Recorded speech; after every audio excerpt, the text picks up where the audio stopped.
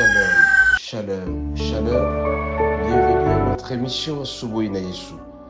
Moi, je suis le pasteur Bienvenue Matenda Kibangala. Je salue toutes celles et tous ceux qui suivent régulièrement notre émission Asubuhi na Yesu.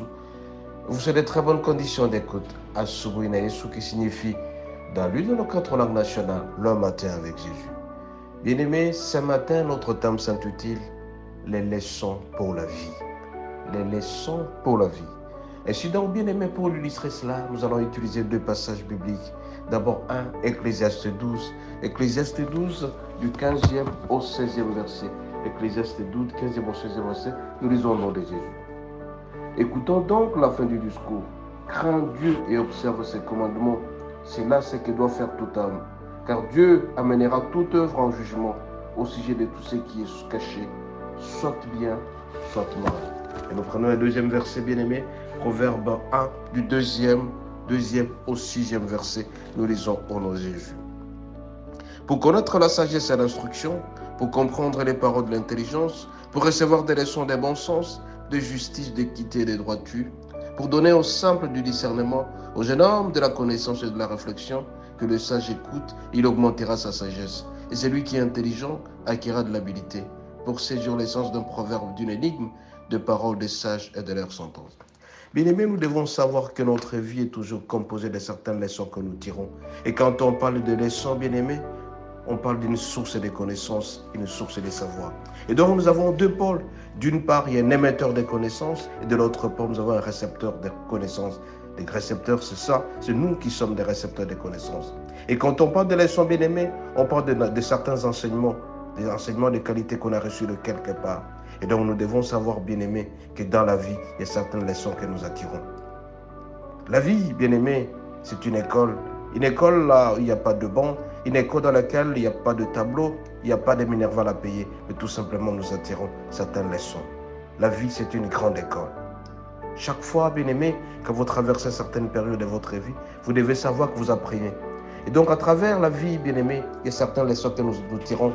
Nous tirons de ceux qui ont vécu cette situation avant nous.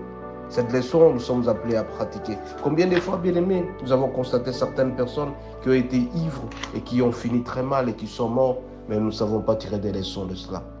Des cours gratuits que nous avons, c'est-à-dire à travers les autres. Quand vous voyez un homme qui était impudique plusieurs fois, tu vois comment il a fini, c'est une leçon à tirer. Quand tu vois un homme qui était riche, il avait beaucoup d'argent, mais regarde comment il a fini.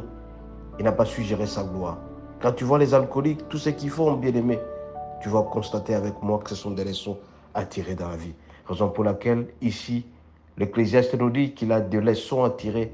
Il a vu tout ce qu'il a vu, mais il a tiré certaines leçons. Dans la vie, bien-aimée, il n'y a pas de nouvelles gaffes, mais tout simplement, il y a de nouveaux gaffeurs. Ce que tu vois aujourd'hui, ça a été, ça a existé. Mais combien de fois les gens sont cupides, les gens font tout pour avoir tout ce qu'ils veulent, tout en oubliant que vanité de vanité, tout est vanité. Tu dois tirer des leçons de la vie, mon bien-aimé. Tu dois tirer des leçons de la vie à travers ce que tu as vécu, tu as vu les autres en train de vivre. La vie a des principes et des lois qu'il faut à tout prix respecter. C'est ça la vie.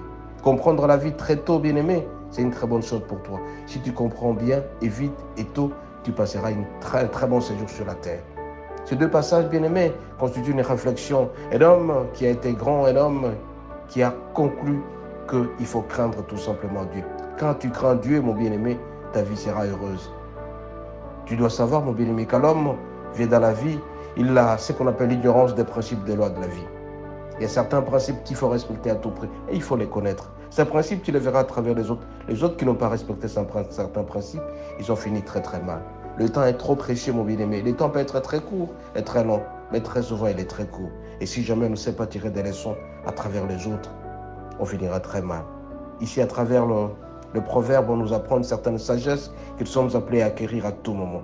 Mon bien-aimé, tu n'es pas le seul à vivre. Tu dois savoir ce que tu vis aujourd'hui. Les autres ont vécu avant toi. Ne te dis pas que tu es la méga star. Ne te dis pas que tu as beaucoup de moyens. Ne te dis pas que tu es ceci, tu es cela.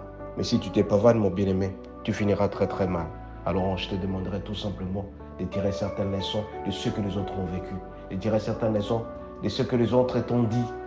Tu dois savoir, mon bien-aimé, plus on avance en âge, plus on acquiert la sagesse. Mais beaucoup de gens, ils se retrouvent trop tard, ils commencent à dire si j'avais su, je ne pouvais pas faire ça. Mais je t'en supplie, ton argent, ta gloire, tout ce que tu as, tu dois savoir le gérer. Et comment on le gère? Tout simplement en craignant Dieu. Et quand tu le feras, mon bien-aimé, tu seras un homme béni et tu seras un homme heureux. Tu veux faire longtemps sur la terre? Fais attention à ta vie. Respecte les principes de la vie, les lois de la vie qui sont de craindre Dieu. Quand tu crains Dieu, tu tournes le dos au péché, tu fais plaisir aux autres, fais plaisir à tes parents, fais plaisir à ton épouse, fais plaisir à tous ceux qui t'entourent, aux êtres qui te sont chers. Et quand tu fais plaisir aux êtres qui te sont chers, à tes amis que tu aimes beaucoup, tu verras que tout marchera normalement. Ne pense pas que tu feras longtemps sur la terre et tu resteras éternellement, mais fais plaisir aux autres. Et quand tu le fais, mon bien-aimé, tu seras béni davantage parce que la bénédiction se trouve dans la joie. Ce matin, mon bien-aimé, je t'en supplie. Marcher selon la volonté du Seigneur, crains Dieu, et quand tu le crains, tu respecteras les principes des lois de la vie et tu seras béni davantage. Soyez bénis et à la prochaine. Je rappelle mon numéro de téléphone, plus 243 81 32 11 705. Si jamais tu as certains soucis à le faire, tu as certains soucis à connaître certains passages, notre numéro de téléphone est là. Fais un message par WhatsApp, on te répondra. Soyez bénis et à la prochaine. Ciao, bonne journée.